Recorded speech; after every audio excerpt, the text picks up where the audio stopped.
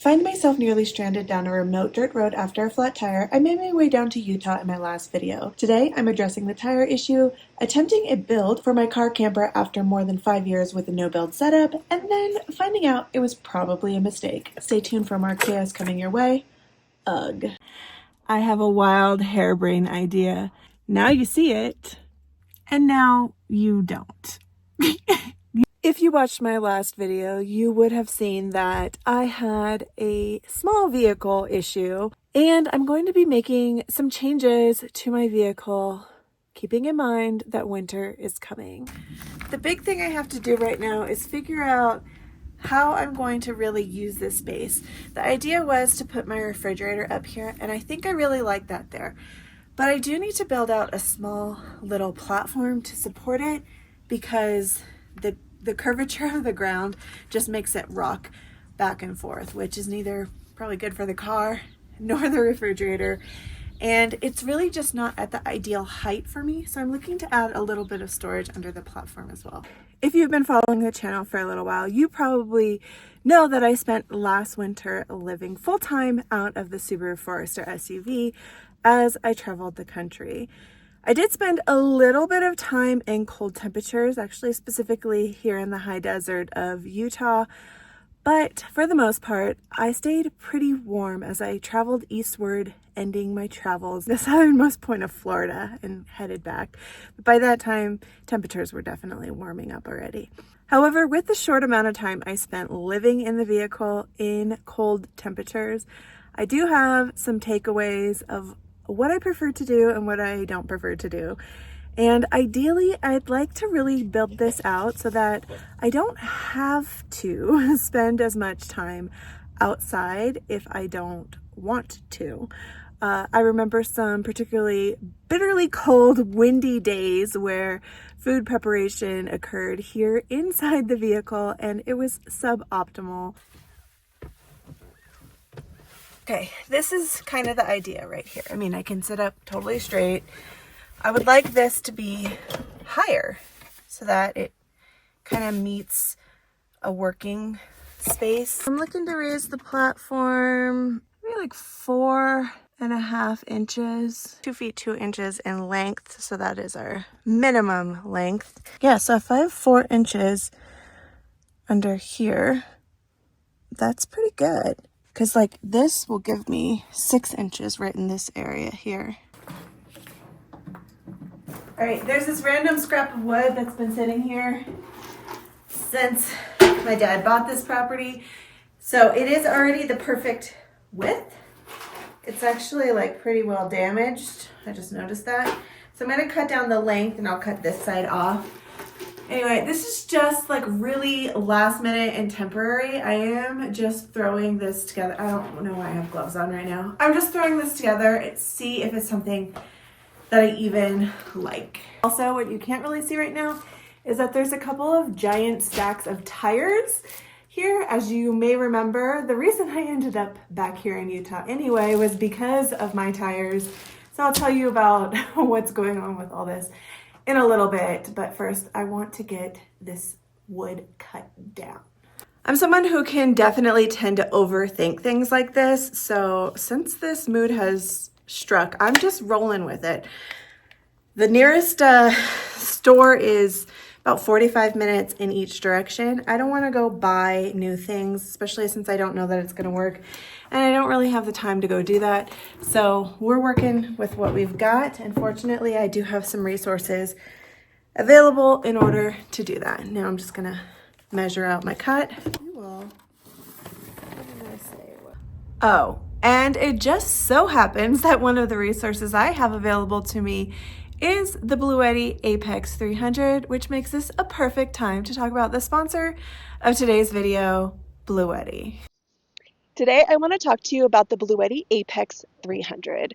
With 2,764 watt-hour capacity and 3,840 watts of output, the Bluetti Apex 300 can easily handle your power needs, even high-demand devices. It replaces your gas generator for a quieter, more eco-friendly, and hassle-free experience.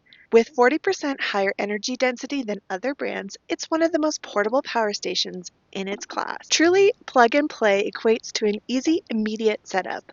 But the Apex 300 has the unique ability of scaling from the standalone unit to a system powerful enough for the needs of an off-grid house. When I'm out here off-grid working for days at a time, my power needs to rig size ratio is actually pretty astronomical. So having something like the Apex 300 really helps me out.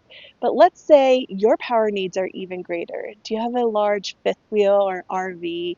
Maybe you got one of those washer dryer things in there, or even an off-grid domicile. With the Apex 300, you can connect up to 3 Apex 300 units in parallel and 6 battery extension packs to each, giving you 18 batteries, which will result in 58 kilowatt hours capacity and 11.5 kilowatt hour output. Not only does this powerhouse have great options for output, it's also optimized for solar input. With the Solar X 4K controller, it can support up to 30,000 watts of solar input, making it one of the most capable solar charging systems on the market.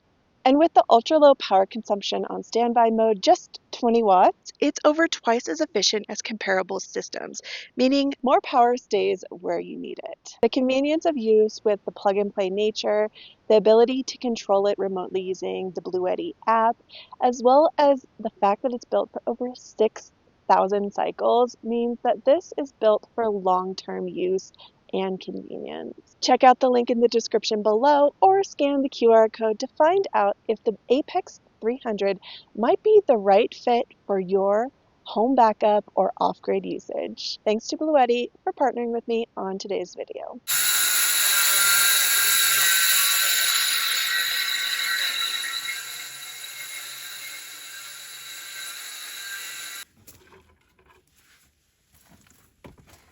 Okay, let's see. Yep, that fits in there. All right, all right.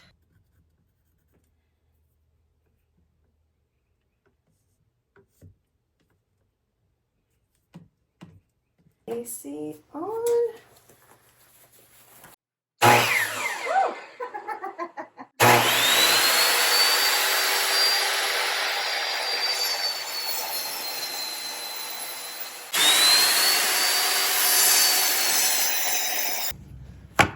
It didn't even make a dent in that thing. Still 99% power, but did make a dent in these.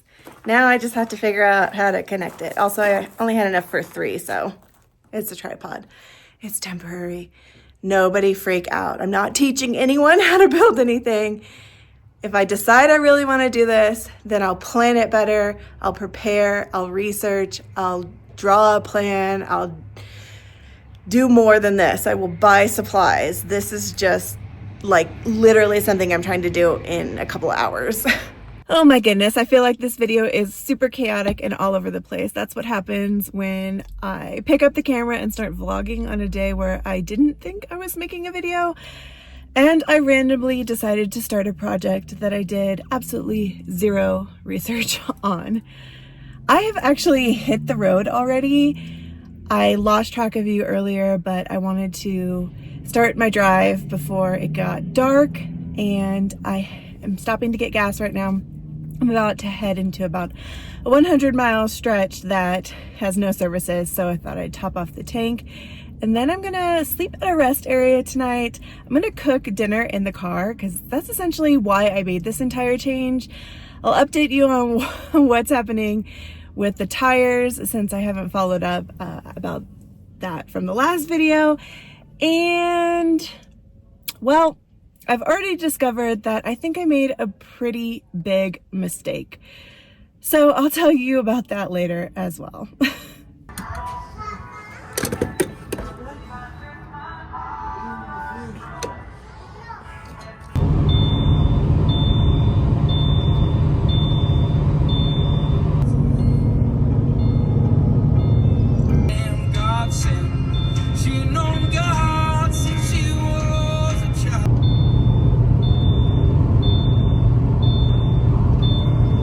Okay, I've arrived at the rest area. Let's take a look. The sun has technically just set, but it still looks really pretty outside.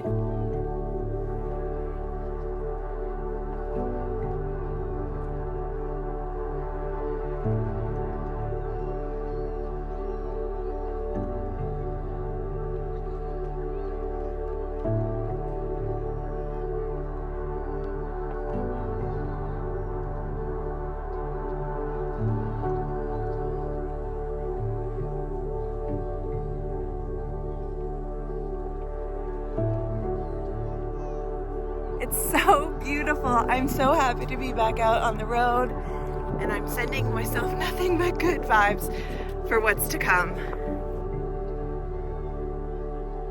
All right, at this point I'm feeling pretty skeptical that this configuration will work for me. However, I'm gonna give it a shot. I do want to give a shout out to another YouTuber. Her handle is Julieta, the Nomad Artist. I will link her in the description because she converted her vehicle recently. It's not a Subaru Forester, it's even smaller, by taking out the front passenger seat. And I was like, I think that just got in my head, and I was really wanting to try it out. So here we are.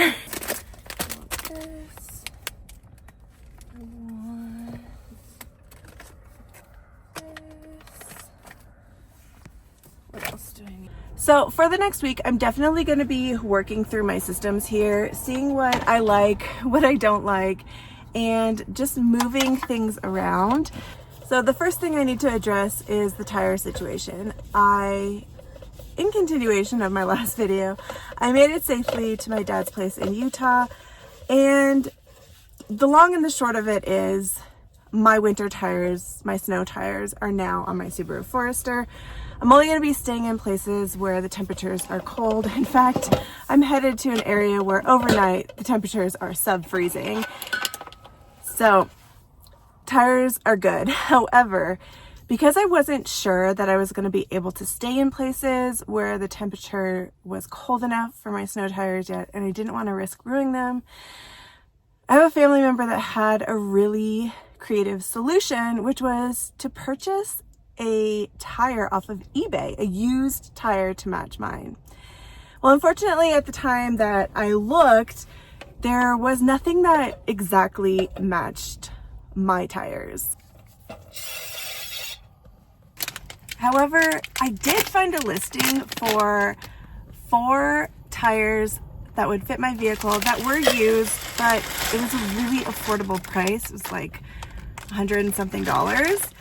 And I thought, okay, I can put some miles on these until I switch over to my snow tires, and then I'll just have those to move into for the few weeks maybe that I'm back in my car, you know, just to buy myself some time, because, well, the quote of $850 to purchase 3 new tires to match my 1 new tire wasn't gonna work. So I did that, and I ordered those, and then for $23 online, Carol was able to find the exact tire I needed. So now I technically have 2 complete sets of tires sitting at the house, and then my snow tires on my vehicle.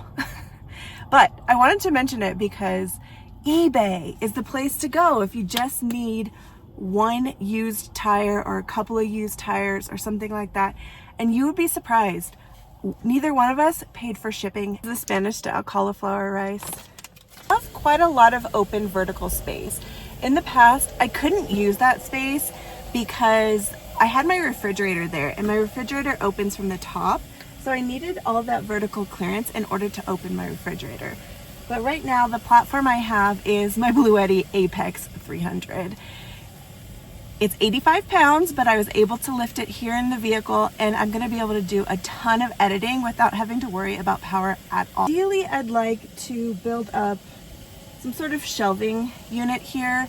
I've seen some really creative designs over the years, and I think that would be the best use of my space. I'd also like to incorporate my running water, my Dometic faucet, in that section, and maybe even build a little bit of a sink.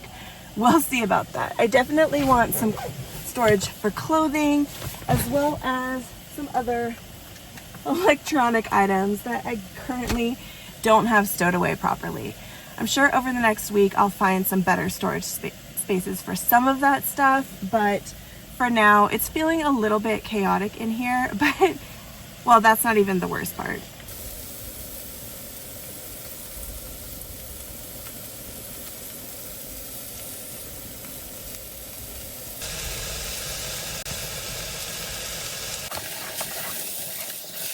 By the way, I have the roof open and the windows cracked.